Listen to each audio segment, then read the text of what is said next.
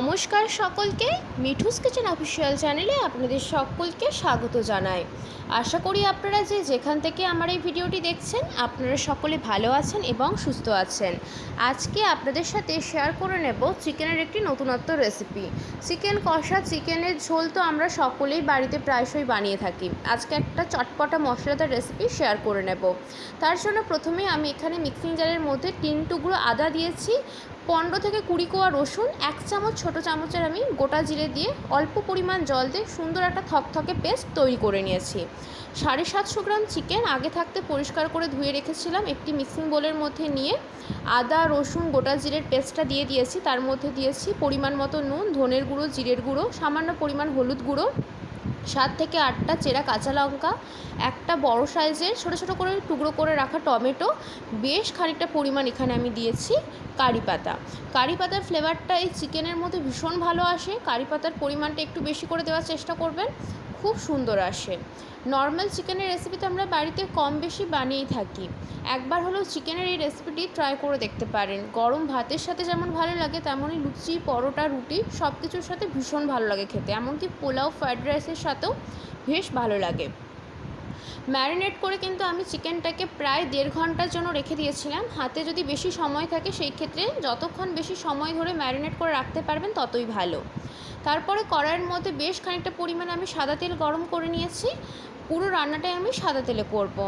তার মধ্যে আমি দিয়েছি এলাচ, লবঙ্গ, দারচিনি ফোড়নে। তারপরে আমি এর মধ্যে 750 গ্রাম চিকেনের জন্য 5টা বড় সাইজের পেঁয়াজ ঠিক এইভাবে পাতলা পাতলা করে স্লাইস করে কেটে নিয়েছিলাম, পেঁয়াজটাও দিয়ে দিয়েছি। পেঁয়াজটা দেওয়ার পরে পেঁয়াজটা যাতে তাড়াতাড়ি ভাজা হয়ে যায় সেই জন্য এর মধ্যে পরিমাণ মতো নুন দিয়েছি।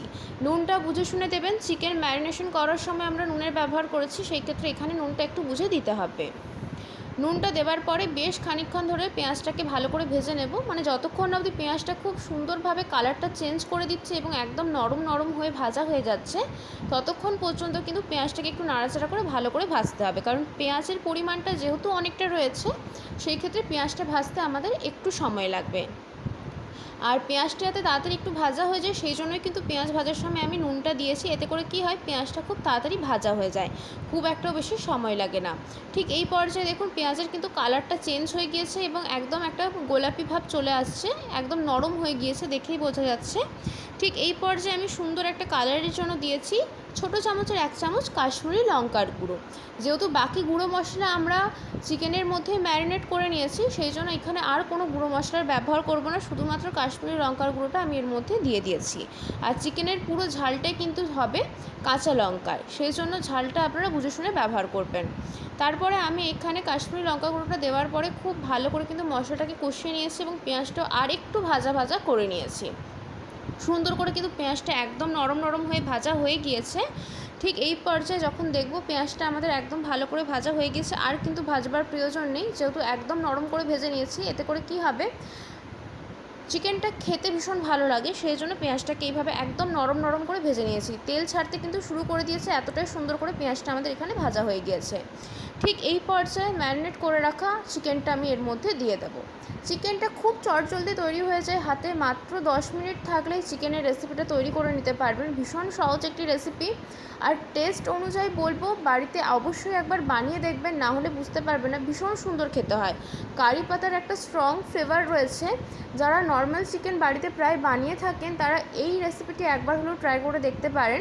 আশা করব আপনাদের ভীষণ ভালো লাগবে। এর মধ্যে আমি চিকেনটা দিয়ে দিয়েছি। তারপরে গ্যাসের ফ্লেমটা মিডিয়াম টু হাইতে রেখে খুব ভালো করে কিন্তু কষিয়ে নেব। অবশ্যই করে ঢাকা দিয়ে এটাকে আমরা সেদ্ধ হওয়ার জন্য দেব, কিন্তু যত ভালো করে কষানো হবে, মানে চিকেনটা একটু ভাজা ভাজা হবে, ততই কিন্তু টেস্টটা খুব ভালো আসে। আর এই চিকেনে কিন্তু কোনোভাবে আলু যাবে না। বাঙালি তো চিকেন বলতেই আলু ছাড়া বোঝে না, কিন্তু এই চিকেনটা আলু ছাড়াই হবে।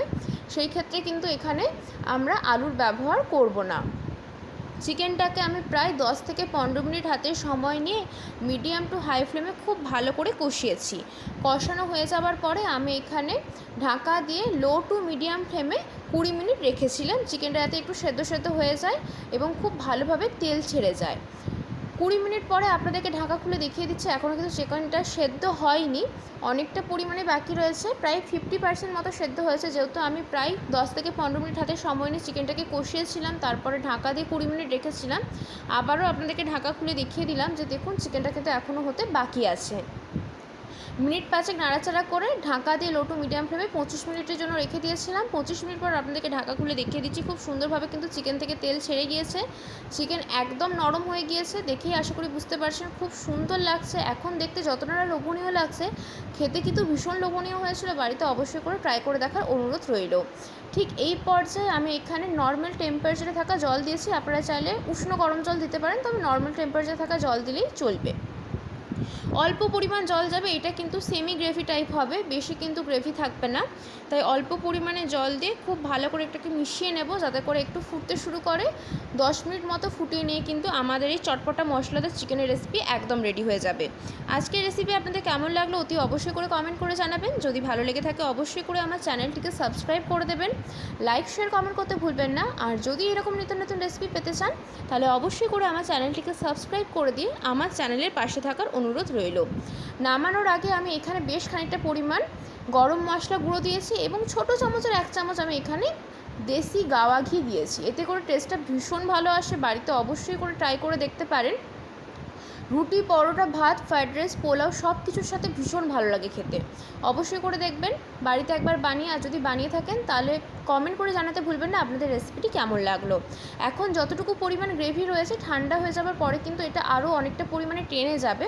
সেই জন্য আমি এখানে এই পর্যায়ে নামিয়ে নিয়েছি। আপনারা চাইলে আর একটু ফুটিয়ে নিয়ে গ্রেভিটাকে আর একটু টান টান করে নিতে পারেন। চিকেনের রেসিপি কিন্তু একদম রেডি হয়ে গিয়েছে। ঘি, গরম মশলা গুঁড়ো দেওয়ার পরে আমি মিনিট 5 নাড়াচাড়া করে কিন্তু এটাকে নামিয়ে নিয়েছি। আজকের রেসিপি একদম রেডি। রেসিপি কেমন লাগলো কমেন্ট করে জানাতে ভুলবেন না।